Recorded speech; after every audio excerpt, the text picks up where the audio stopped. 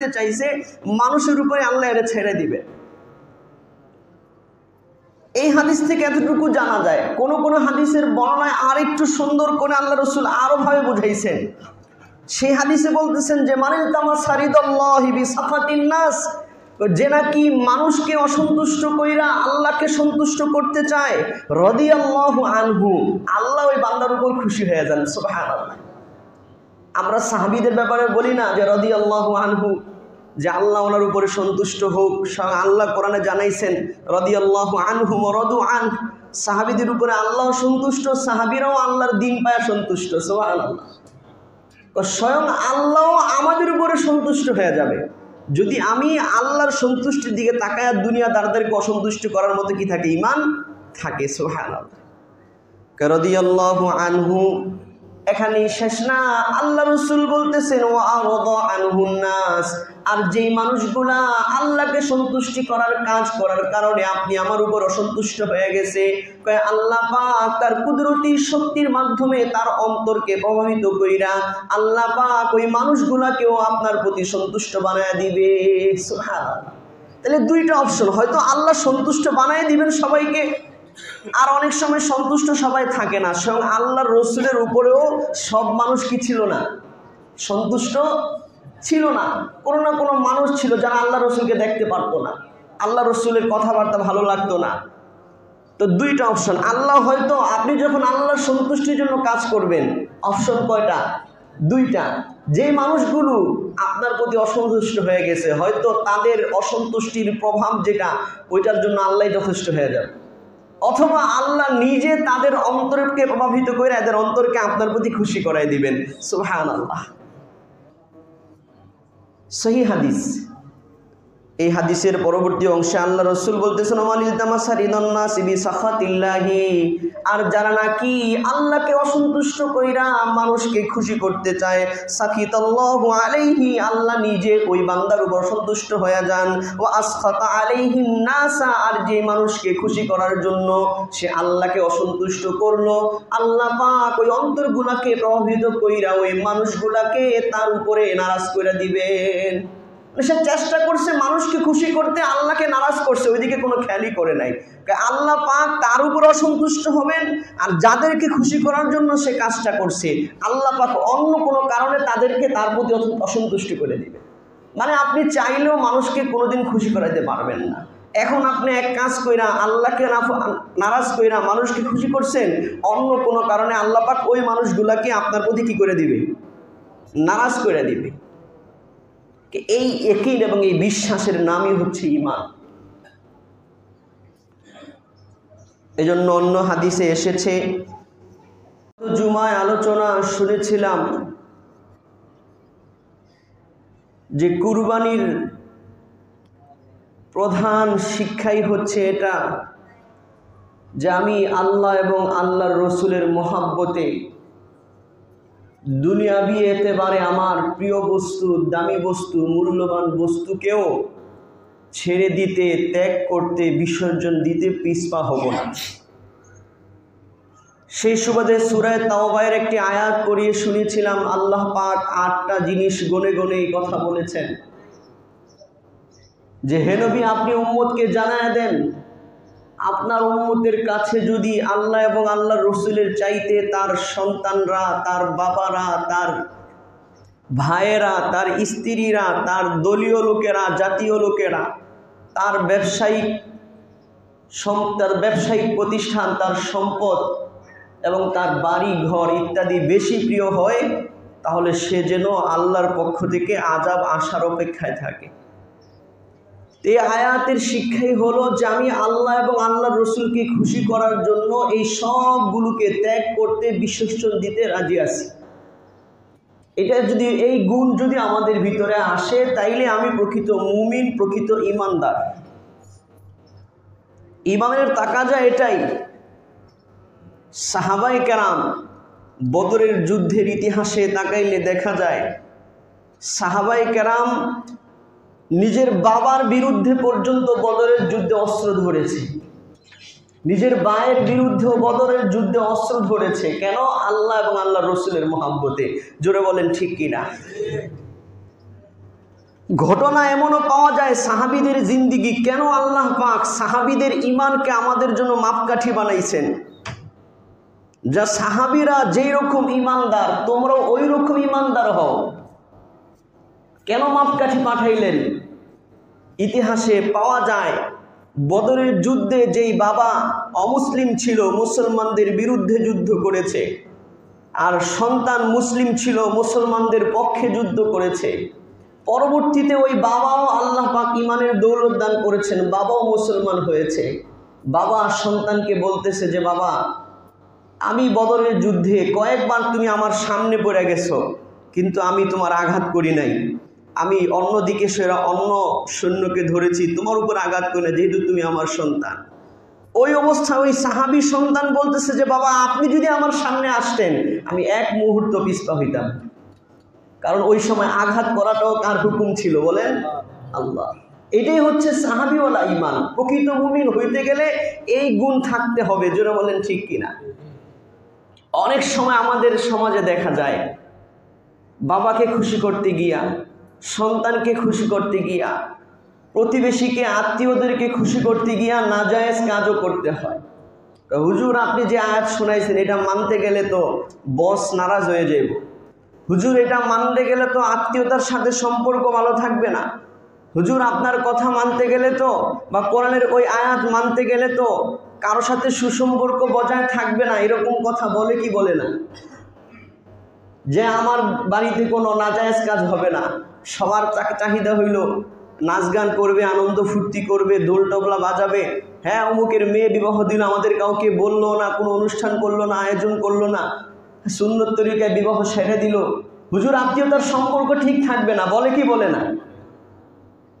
আল্লাহ পাক এই কথা বলবে উম্মত, এটা আল্লাহ তাআলা জানতেন, বান্দারা বলবে জানতেন, আল্লাহ রসুলকে আল্লাহ জানাইছেন। এই জন্য আল্লাহ রসুলের জবান দিয়া আমাদের জন্য আশার বাণী আল্লাহ রসুল শোনাইছেন। আল্লাহ রসুল সাল্লাল্লাহু আলাইহি ওয়াসাল্লাম বলতেছেন যে কেউ যদি দুনিয়াতে আল্লাহকে অসন্তুষ্ট কইরা দুনিয়ার কোনো মানুষকে সন্তুষ্ট করতে চায়, সে কোনোদিনও দুনিয়ার মানুষকে সন্তুষ্ট করতে পারবে না।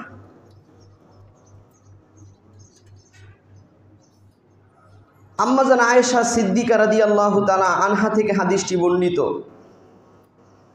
আল্লাহ রসুল সাল্লাল্লাহু আলাইহি ওয়াসাল্লাম এই কথা বলেছেন, একদিন হযরতে মুআবিয়া রাদিয়াল্লাহু তাআলা আনহু আম্মাজান আয়েশা সিদ্দিকার কাছে চিঠি পাঠাইছেন। চিঠির মধ্যে লিখছেন যে আপনি আমাকে দামি এবং সংক্ষিপ্ত কিছু নসিহত করেন, ওসিয়ত করেন, যেটার উপর আমি মুআবিয়া আমল করব, কিন্তু বেশি লম্বা চূড়া নসিহত আপনি করেন না। আম্মাজান আয়েশা সিদ্দিকা রাদিয়াল্লাহু তাআলা আনহা হযরতে মুআবিয়ার ওই চিঠির জবাবে শুধুমাত্র একটা হাদিস শোনায়া দিয়েছেন।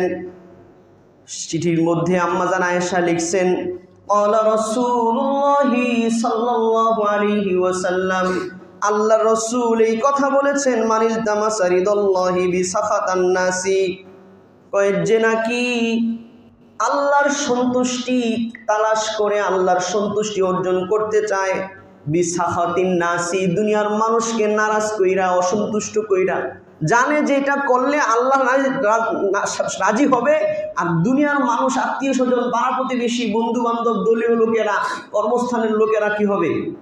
নারাজ হবে।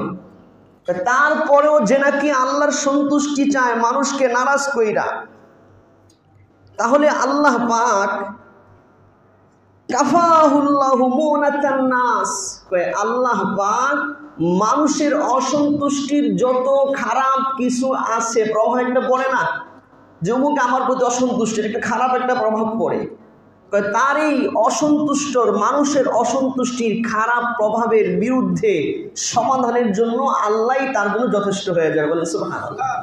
কাফাহুল্লাহু মুনাতান নাসি, মানুষের অসন্তুষ্টির যে প্রভাব আসে এটার জন্য কে যথেষ্ট? আল্লাহ যথেষ্ট হয়ে যাবে। সুবহানাল্লাহ। ওয়া মান ইলতামাসা রিদান নাসি বিসাকাতিল্লাহি, আম্মাজান আয়েশা আরো লিখছেন, আল্লাহ রসুল এই কথাও বলেছেন, আর যে নাকি মানুষের সন্তুষ্টি চায়, মানুষকে খুশি করতে চায়, আল্লাহ নারাজ হোক বা রাজি হোক তার কোনো চিন্তা নাই। আল্লাহ রসুল বলতেছেন ওয়াকালাহুল্লাহু ইলান নাস, আল্লাহ পাক তার বিষয়টা মানুষের উপরে ছেড়ে দিবেন। নাউজুবিল্লাহ।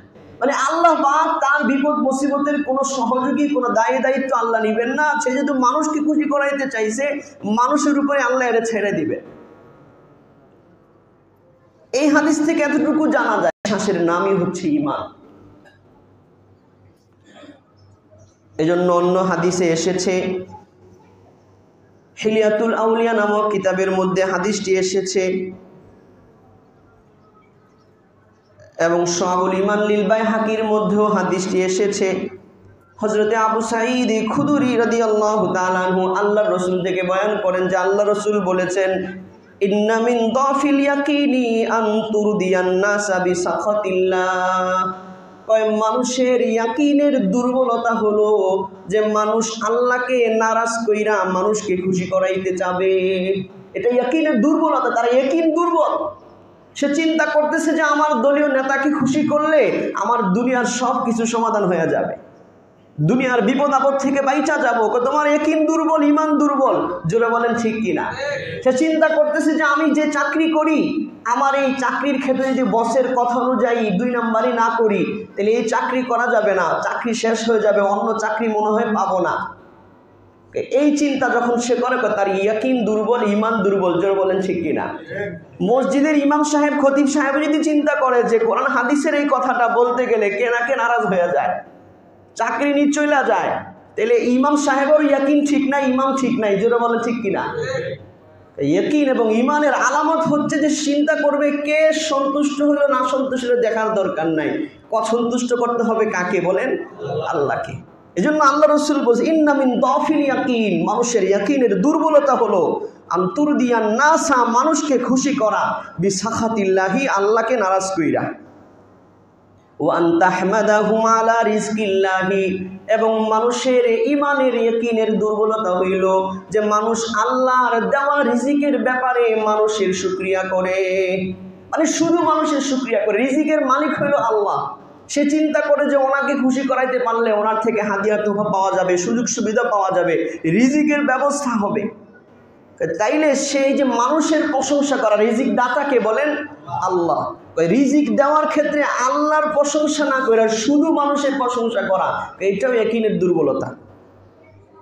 এরপরে আল্লাহ রাসূল আরো বলতেছেন, এরকম ভাবে ইয়াকিনের দুর্বলতা হইল মানুষকে নিন্দা করা, মানুষের দুশ্চর্চা করা, আল্লাহর রিজিক না দেওয়ার ক্ষেত্রে। ওই যে একজনের থেকে অসন্তুষ্ট, এর থেকে হাদিয়া তোফা পায় নাই, এর দোষ বয়ান করা শুরু করছে, এর বদনাম করা শুরু করছে। সমাজে আছে না নাই? তো রিজিক দেওয়ার মালিককে ওই লোক, তো ওই লোক আপনার কিছু সুবিধা করে নাই দেখা, আপনার কিছু উপকার করে নাই দেখা আপনি মিথ্যা বানায় এর বিরুদ্ধে বদনাম শুরু করলেন। তার মানে আপনি রিজিকের মালিক মনে করছেন, এরে এই যেহেতু দেয় নাই এজন্য এর ব্যাপারে এখন মিথ্যা বানোয়ার কাহিনী শুরু করছে। তা আল্লাহ রাসূল বলতেছেন যে এই যে আল্লাহ রিজিক দেয় নাই, কারণ আল্লাহ পাক রিজিক দাতা, ইয়ারযুকু মাইয়াশা বিগাইরি হিসাব। আল্লাহ পাক কাউকে বেহিসাব রিজিক দান করেন, ওয়ায়াকদির, আবার কারোর জন্য আল্লাহ পাক রিজিককে কি করে দেন? সংকীর্ণ করে দেন। তাহলে কম হোক বেশি হোক এটা কার পক্ষ থেকে? আল্লাহর পক্ষ থেকে। আপনি পায়া শুধু মানুষের প্রশংসা করলেন, এটাও আপনার ইয়াকিনের দুর্বলতা।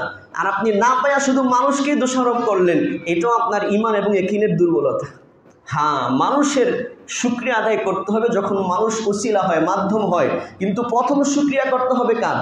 আল্লাহর। এরপরে যারা মাধ্যম, যে ওসিলা, তারও শুকরিয়া আদায় করা, এটাও ইসলামের শিক্ষা। যেহেতু হাদিসের মধ্যে আল্লাহ রাসূল এই কথা বলেছেন, লা ইয়াশকুরুল্লাহ মান লা ইয়াশকুরুন নাস, যে মানুষের উপকারের কৃতজ্ঞতা আদায় করতে পারে না, শুকরিয়া আদায় করতে পারে না, এ তো আল্লাহরও শুকরিয়া আদায় করতে পারবে না, বা আল্লাহর শুকরিয়া আদায়টা তার পূর্ণতা লাভ করবে না। এই হাদিসের উদ্দেশ্য হইল যে আল্লাহকে বাদ দিয়া শুধু প্রশংসা কারে করা? মানুষকে করা। এটা ঈমান এবং ইয়াকিনের দুর্বলতা। তো আমাদের ঈমানকে, ইয়াকিনকে বানাইতে হবে মজবুত। ঈমান এবং ইয়াকিন যখন মজবুত হবে তখন আমরা আল্লাহর কাছে দামি হইতে পারবো।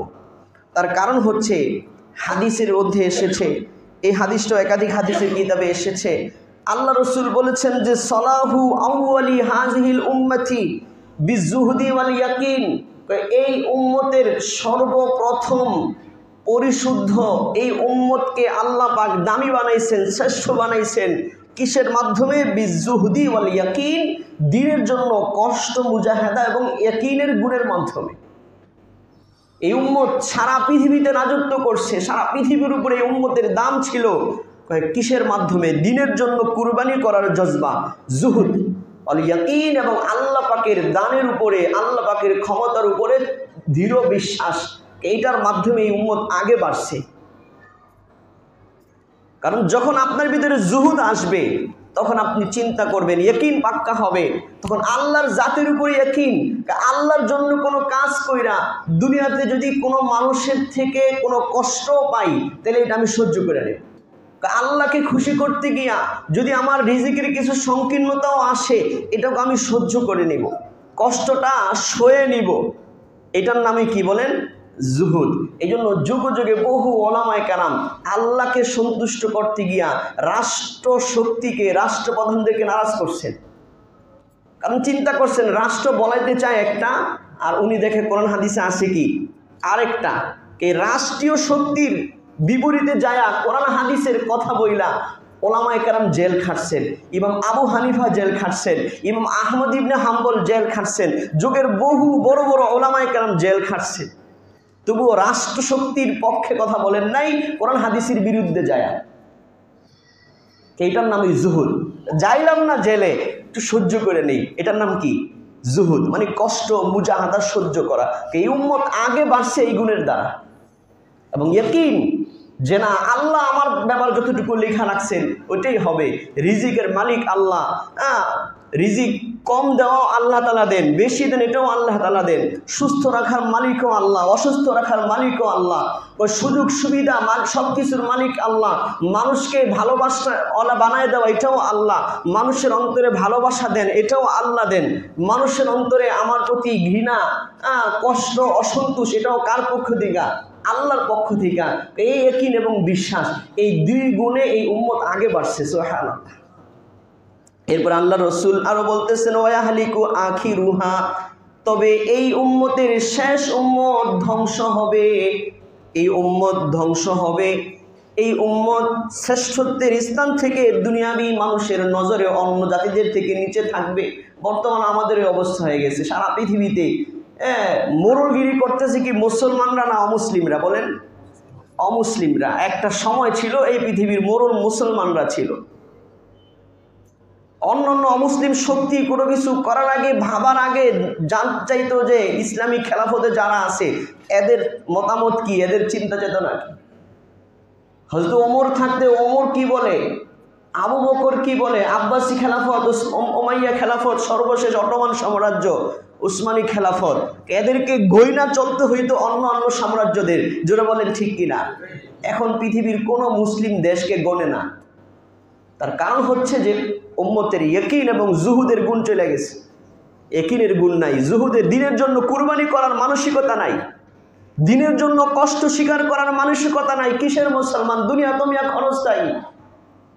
আপনি পাক্কা মুমিন হইতে গেলে দ্বীনের জন্য কষ্ট স্বীকার করার মানসিকতা তৈরি করেন। 3 বেলা না খাইলেও দিন যাবে, খাইলেও দিন যাবে। জোরে বলেন ঠিক কিনা? কিন্তু যদি আপনি আখিরাতের জীবনে কবরে ধরা খায়া যান, হিসাবের পাল্লা আপনি অপরাধী হয়ে যান, তাহলে আখিরাতের দিন যাবে কিন্তু শেষ হবে না। দুনিয়ার দিন যায় গিয়া কি হয়? শেষ হয়। কিন্তু আখিরাতের জীবন শুরু হবে আর কি হবে না? বলেন, শেষ হবে না। ওই সময় কিভাবে সহ্য করবেন বলেন? এই জন্য আল্লাহ রসুল বলতেছেন, ওয়াহলিকু আখিরুহা বিল বুখরি ওয়াল আমাল, আর এই উম্মতের শেষ উম্মত ধ্বংস হবে কৃপণতার কারণে, ওয়াল আমাল এবং অনেক বেশি আশা আকাঙ্ক্ষার কারণে। নাউজুবিল্লাহ। কয় কারণ বললেন আল্লাহ রসুল? এই উম্মত ধ্বংস হবে কয় কারণে? 2 কারণে। 1 নাম্বার কৃপণতা, বিল বুখল, বখিলগিরির কারণে। এটার অনেক ব্যাখ্যা। অর্থাৎ এই উম্মত নিজের টাকা পয়সা, ধন সম্পদ দ্বীনের জন্য, দ্বীনের কাজে, ইসলামের কাজে খরচ করতে কৃপণতা অনুভব করবে। যখন এই উম্মতের মালদারদের মধ্যে বখিলতা, কৃপণতা চলে আসবে, হিসাব করে যাকাত আদায় করবে না, এটাও কৃপণতা। যখন মুসলমানদের স্বার্থে মসজিদ মাদ্রাসা করার প্রয়োজন দরকার ওই জায়গায় খরচ করে না, এটাও কি কৃপণতা। যখন মুসলিম উম্মাহ বিপদগ্রস্ত অসহায় অনাহারে আছে কিন্তু মুসলিমদের টাকা পয়সাওয়ালা ধনী ব্যক্তিরা টাকা পয়সা খরচ করে না, বাস নিজে ফুর্তির মধ্যে আছে, কিন্তু মুসলিম জাতি খাচ্ছে কিনা। এই যে বর্তমানে ফিলিস্তিনের নারী পুরুষ বৃদ্ধ বনিতা যারা আছে তারা না খেয়ে দিন পার করছে, কয়জন মুসলিম ধনপতি যারা আছে তাদের চিন্তা আছে, ফিকির আছে? কয়টা মুসলিম রাষ্ট্রপ্রধানদের ফিকির আছে, চিন্তা আছে বলেন? যখন এই উম্মতে কৃপণ হয়ে যাবে মুসলিম উম্মার স্বার্থে, ইসলামের স্বার্থে, কোরআন সুন্নাহর স্বার্থে, দ্বীনি বিষয়াবলীর স্বার্থে নিজের টাকা পয়সা খরচ করতে কৃপণতা করবে, কি এর দ্বারা এই উম্মত ধ্বংস হবে। 2 নম্বর হল আমাল এবং আশা আকাঙ্ক্ষা, মানে দুনিয়ার আশা আকাঙ্ক্ষা বেশি থাকবে। দুনিয়ার আশা আকাঙ্ক্ষার কারণে দুনিয়াবি মানুষের কাছে আশা থাকবে যে আমার এই ব্যবসা থেকে আমি ধনী হয়ে যেতেছি, কদিন পরে 3-4টা বাড়ি করব, এই ব্যবসা কিন্তু হারাম ব্যবসা, এটা ছাড়তে পারতেছে না। তাহলে তার এই ব্যবসাকে নিয়ে তার দিলে কি আছে বলেন? আশা আছে অনেক। এই আশা ছাড়তে পারতেছে না, এজন্য যাই নাও এই ব্যবসাও ছাড়তে পারতেছে। ইসলামের স্বার্থ বিরোধী কোনো কাজকে সে সমর্থন দিতেছে, জানে যেটাকে সমর্থন দিলে কিছু মাল পানি আসবে, এই আশা আছে। এই আশারে কি করতে পারতেছে না, ছাড়তে পারতেছে না, যেন যাই না ওই অবৈধ জিনিসের সমর্থন দিতেছে। ইসলামের স্বার্থ বিরোধী কাজ কেউ করতেছে, এর বিরুদ্ধে বলা দরকার, জানে, তারপরে চুপ করে বসে আছে, কারণ জানে যে এর বিরুদ্ধে বললে যেটা আশা আছে ওইটা কি পাওয়া যাইব না। এই আশা নিয়ে বসে রয়েছে। বললাম তো ব্যাখ্যা করলে এটার বহু ব্যাখ্যা আছে। আল্লাহ রসুল তো ছিল জাওয়ামিউল কালিম, জামে মানে অর্থপূর্ণ কথা বলনে বলা ছিল আল্লাহ রসুল, মানে যে কথার ভাষা কম হইতো কিন্তু ভাবার্থ অনেক বেশি হইতো। এই কথাটা ওইটার মধ্যে যে এই উম্মতের সফলতা শ্রেষ্ঠত্ব হচ্ছে দ্বীনের জন্য কষ্ট স্বীকারের মন মানসিকতা এবং দৃঢ় বিশ্বাস, এটার মাধ্যমে। আর এই উম্মত ধ্বংস হবে কৃপণতা এবং আশা এর কারণে। বলেন নাউজুবিল্লাহ। এই জন্য আল্লাহ পাক আমাদের সকলকে ইয়াকিনের গুণে গুণান্বিত করুন, বলেন আমিন। আমাদের সকলকে দ্বীনের জন্য আল্লাহকে খুশি করতে গিয়ে, আল্লাহ রসুলকে খুশি করতে গিয়ে যেই কষ্টই আসুক সেটাকে মেনে নেওয়ার, সহ্য করার তৌফিক দান করুন, বলেন আমিন। আমাদের সকলকে আল্লাহ পাক অন্যায় আশা আকাঙ্ক্ষা, বহু আশা আকাঙ্ক্ষা থেকে হেফাজত করেন। আমাদের সবাইকে আল্লাহ পাক কৃপণতা থেকে হেফাজত করেন, বলেন আমিন।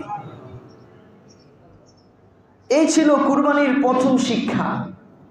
অন্য হাদিসে আল্লাহ রাসূল এইভাবে বলেছেন, মান আহাব্বা লিল্লাহি ওয়া আবগাদা লিল্লাহি ওয়া আতা লিল্লাহি ওয়া মানাআ লিল্লাহি ফাকাদ ইসতাকমালাল ঈমান। হযরত আবু উমামা বলতেছেন যে আল্লাহ রাসূল এই কথা বলেছেন যে নাকি আল্লাহর জন্যই ভালোবাসে কাউকে ভালোবাসলে, ও আবগাদা লিল্লাহি যদি কাউকে সে অপছন্দ করে, কারো প্রতি সে নারাজি থাকে, অসন্তুষ্ট থাকে, লিল্লাহি ওটা আল্লাহর জন্যই থাকে। ও আতাল্লাহি যদি কোথাও নিজের সম্পদ থেকে কিছু দান করে দেয় এটাও আল্লাহকে খুশি করার জন্য দেয়।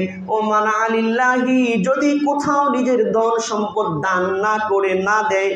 আসলে এরকম জায়গা, মনে করেন অনইসলামিক কার্যকলাপ করবে, আপনার কাছে চাঁদা নিতে আসছে, যাত্রাপালা করবে, আপনি দিলেন না, এটা কার জন্য দিলেন না? আল্লাহর জন্য। উদাহরণ দিলাম একটা, এরকম বহু উদাহরণ আমাদের সামনে আসবে অনেক সময়। কয় যে দিল না আল্লাহর জন্যই দিল না, দিছে তো আল্লাহর জন্যই দিয়েছে। কয় ফাকাদ ইসতাকমালাল ঈমান, এই ব্যক্তিটা তার ঈমানকে পূর্ণতা দান করেছে। সুবহানাল্লাহ। ঈমানের গুণ, ঈমানকে যদি পরিপূর্ণ করতে চান এই গুণ থাকতে হবে যে আল্লাহ এবং আল্লাহ রসুলকে দুনিয়ার সব থেকে বেশি ভালোবাসেন, তাই না? আপনি প্রকৃত ঈমানদার। আরেক হাদিসে এটাও আসছে, কেউ যদি ঈমানের একটা স্বাদ আছে, কি আছে বলেন? ঈমানের একটা স্বাদ আছে, ঈমানের একটা মজা আছে, সেই স্বাদ সেই মজা সবাই কিন্তু পায় না।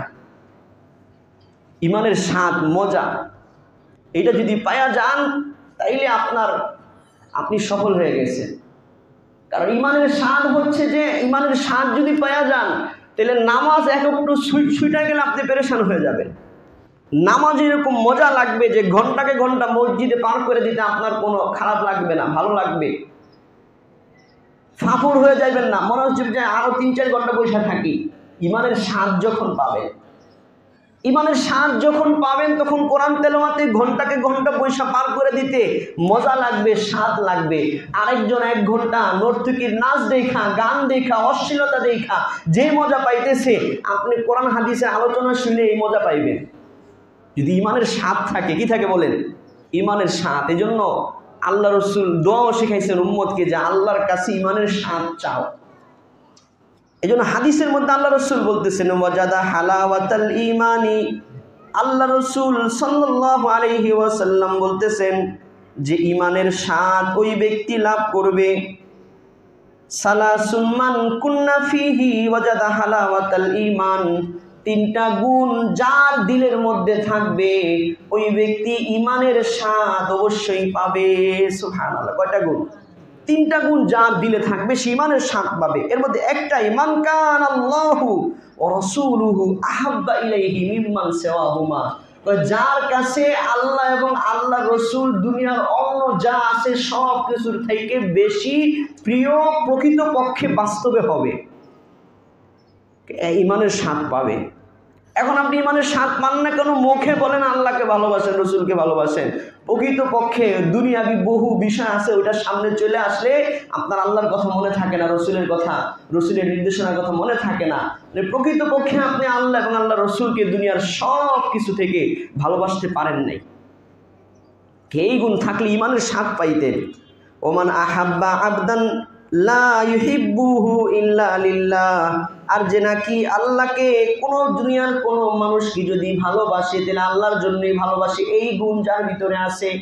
আর দুনিয়ার কোন মানুষকে যদি সে অপছন্দ করে তাহলে আল্লাহর জন্যই অপছন্দ করে, এই গুণ যার ভিতরে আছে, সে ব্যক্তি ওয়াজাদা হালাওয়াতাল ঈমান, ইমানের স্বাদ পাবে।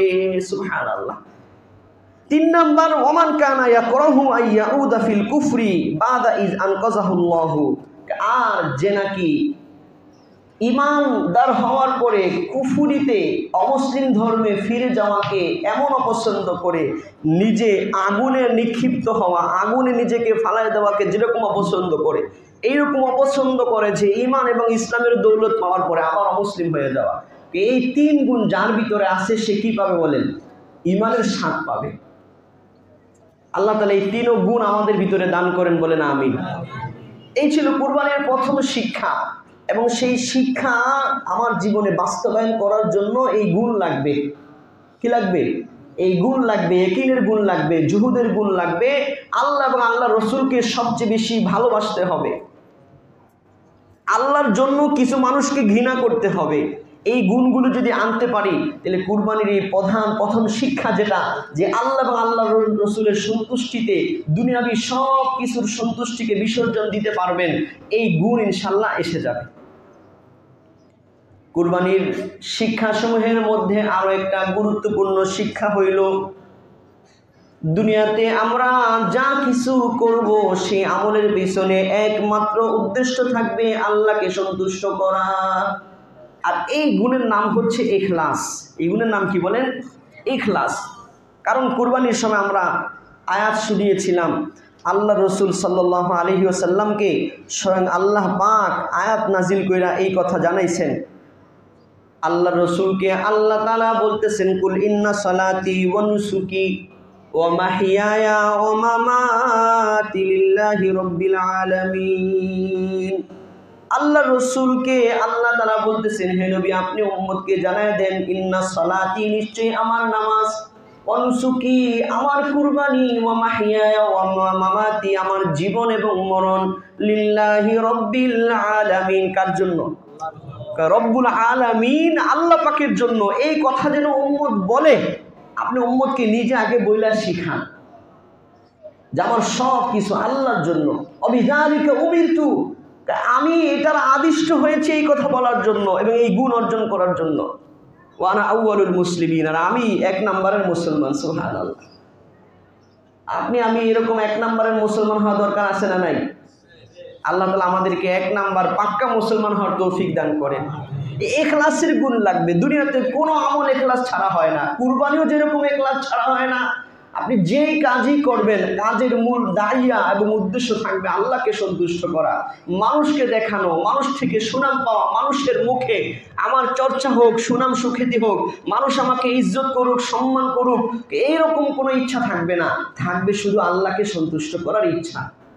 এটার নাম কি বলেন? ইখলাস। এটার নামই আর নিয়া। এই জন্য সহিহ বুখারী, মুসলিম সহ একাধিক হাদিসের কিতাবে এসেছে। বুখারী শরীফের প্রথম হাদিস, আল্লাহ রাসূল বলতেছেন, ইন্নামাল আমালু বিন্নিয়াত ওয়া ইন্নামা লিইমরিইন মা নাওয়া ফামান কানাত হিজরাতুহু ইলাল্লাহি ওয়া রাসূলিহি ফাহিজরাতুহু ইলাল্লাহি ওয়া রাসূলিহি ওয়া মান কানাত হিজরাতুহু ইলাদ দুনিয়া ইউসিবুহা আও ইমরাআতিন ইয়াতাযাওয়াজুহা ফাহিজরাতুহু ইলা মা হাজারা ইলাই। আর যার হিজরত হবে, আল্লাহ রাসূল হাদিসের মধ্যে বলতেছেন যে ইন্নামাল আমালু বিন্নিয়াত, ও আমার উম্মতরা জেনে রাখো, আমলের গ্রহণযোগ্যতা কিন্তু তোমার আমার নিয়তের উপর ভিত্তি করে হবে।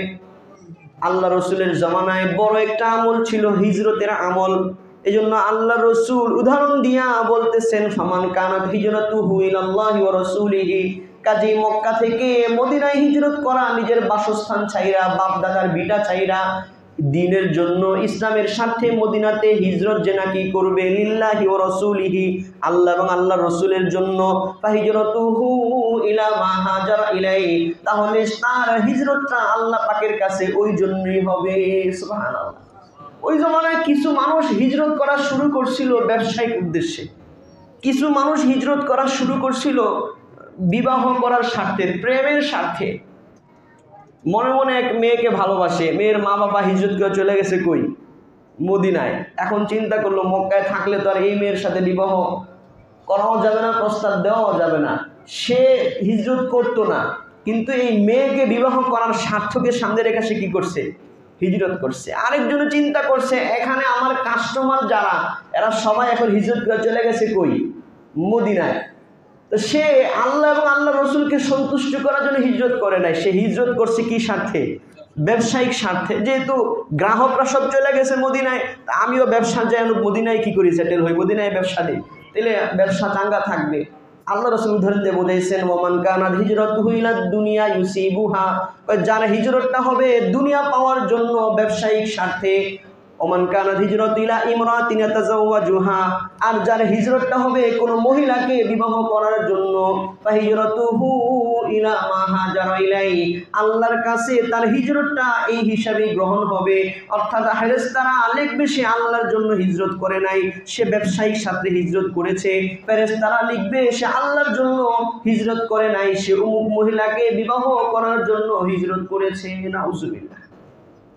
যে আমি আপনি যদি দান করি, যে সবাই আমাকে দানশীল বলুক, সবাই আমার সুনাম করুক, সবাই দেখুক, তাইলে ফেরেশতারা এইভাবেই লিখবে যে এই লোক দান করছে মসজিদে 1 লক্ষ টাকা, উদ্দেশ্য মানুষ দেখুক, মানুষ জানুক উনি অনেক দানবী।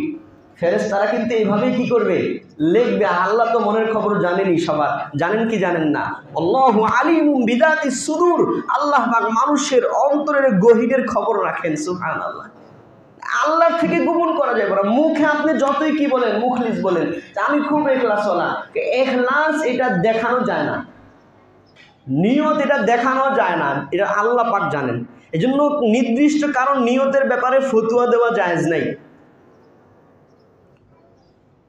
কথাটা বুঝতেছেন? মানে আপনি এই হ্যাঁ নামাজ দেখেন না, নামাজ পড়ে, অনেকে বলে কি বলে না, এটা বলা না জায়েজ। কে লিখে? আপনি তার দিল খুলে দেখেন নাই। আর দান করে, হ্যাঁ দেখেন না দান করে, সমাজে অনেকে বলে কি বলে না। কারণ আপনি নির্দিষ্ট কারণ নিয়তের ব্যাপারে ফতোয়া দেওয়া জায়েজ না। আপনি কি তার দিল চেহারা দেখছেন? আপনি কি তার দিল খুলে দেখছেন? তার দিলে কি নিয়ত আছে? দিলের নিয়ত তো কে জানে? আল্লাহ জানে। আমি যে আপনাদেরকে বলতেছি সেটা হলো উৎসাহ উদ্দীপনা, দিক নির্দেশনা। নির্দিষ্ট আপনি নামাজ পড়ছেন দেখেন না, এটা আমারও বলার ক্ষমতা নাই। কারণ ইখলাসের ব্যাপারে ফতোয়া দেওয়া যায় না, কারণ মনের খবর কে রাখে বলেন? আল্লাহ। এই জন্য মনে রাখতে হবে যে প্রত্যেকটা আমল, যে আমলে আমি করি, ছোট হোক কম হোক, অল্প আমলও যদি করি, ওইটা যদি আল্লাহর জন্য হয়ে যায়, এরকম এক আমল দ্বারাও আল্লাহ জান্নাত দিয়ে দিতে পারে। আপনারা ঘটনা শুনছেন, আলোচনা করলে লম্বা হয়ে যাবে। জিনাকারী মহিলা, কি মহিলা বলেন? জিনাকারী মহিলা শুধুমাত্র আল্লাহকে সন্তুষ্ট করার জন্য একটা কুকুরকে কি করাইছে? পানি খাওয়াইছে। আল্লাহর এই আমলটা পছন্দ হয়ে গেছে। এই ইখলাস বিশিষ্ট এক আমলের কারণে আল্লাহ তার জীবনের গুনাহ মাফ করে দিছে, তারা জান্নাত দিয়ে দিছে। এরকম হাদিস আল্লাহ আখলিস দীনাকা ইয়াকফিকাল আমালুল কলিল, তোমার দিনদারিকে খাঁটি করো, ইখলাসওয়ালা করো, তাইলে অল্প আমলও নাজাতের জন্য যথেষ্ট হইতে পারে। এর মানে এই না যে ইখলাসের সাথে একটা আমল করলাম আর বাকি সব ছেড়ে দিলাম, উদ্দেশ্য এটা না। কারণ আল্লাহ আপনার কোন আমলটা ইখলাস অনুযায়ী হয়েছে, কোনটা কবুল করছেন আপনি জানেন কি? জানেন। এই জন্য আল্লাহর সমস্ত ফরজ বিধান করে যেতে হবে, সমস্ত ওয়াজিব বিধান করে যেতে হবে, সমস্ত সুন্নত নফলগুলো সামর্থ্য অনুযায়ী করে যেতে হবে। কিন্তু ইখলাসের সাথে করেন, একটাও যদি কবুল হয়ে যায় আপনার বেড়া পার হয়ে গেছে। সুবহানাল্লাহ। ইখলাসের এত দাম। এই কুরবানির শিক্ষা এটা, যে আমার কুরবানিটা যেরকম আল্লাহর জন্য না হইলে কুরবানি হয় না, শরীকদের একজনের যদি ইখলাস না থাকে কারো কুরবানি হয় না। আপনার এই দিলে এটা বসাইতে হবে যে আমার সারা বছরে যত আমল করি করতে হবে কার জন্য? আল্লাহর জন্য। কেউ যদি ইখলাসের সাথে আমল করে, ঘটনা লম্বা ঘটনা, পুরো ঘটনা শোনাইব না, ইখলাসের সাথে আমল করার দুনিয়াবিও বহুত ফায়দা আছে। মনে হয় কখনো শোনাইছিলাম, তার মধ্যে দুনিয়াবি বড় একটা ফায়দা হচ্ছে আপনি যদি ইখলাসের সাথে আমল করেন, ওই আমলের বদৌলতে আল্লাহ পাক দুনিয়াবি বিপদ মুসিবত থেকে আপনাকে বাঁচায় দিবে।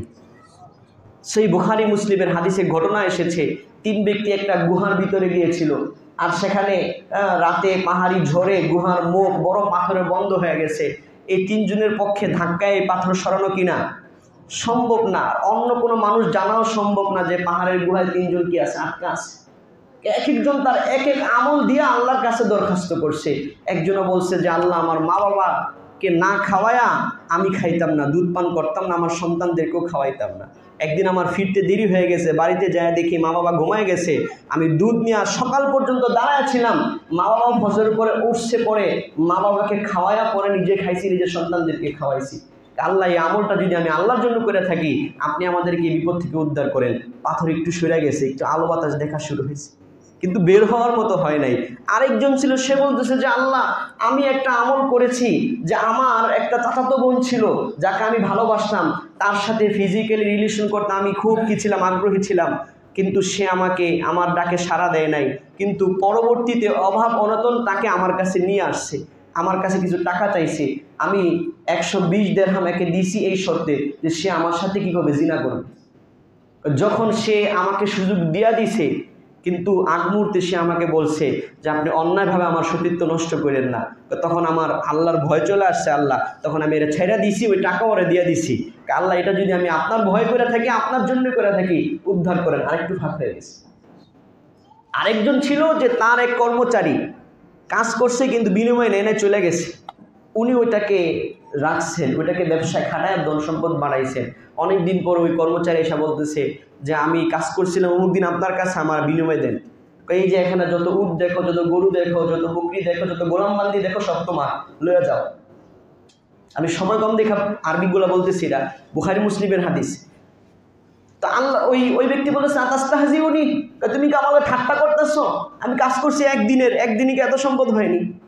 না না, এই সবগুলো তোমার, আমি ঠাট্টা করতেছি না, তুমি নিয়ে যাও, কারণ তোমার সম্পদকে আমি ফালায় রাখি, এটাকে আমি ব্যবসায় লাগাইছি, আর তোমার ওই একদিনের কামাই থেকে এই ব্যবসা লাভ হয়ে এই পর্যন্ত আসছে। ওই লোক সব নিয়ে গেছে, একটা রাইখা যায় না। গ্রামের মানুষ তো যেটা বুঝে তো ওই লোক বলতেছে, আর ওই লোক বলতেছে যে আল্লাহ, আমি যদি এই কাজটা আপনার সন্তুষ্টির জন্য করে থাকি, তাহলে আপনি পাথর সরাই দেন।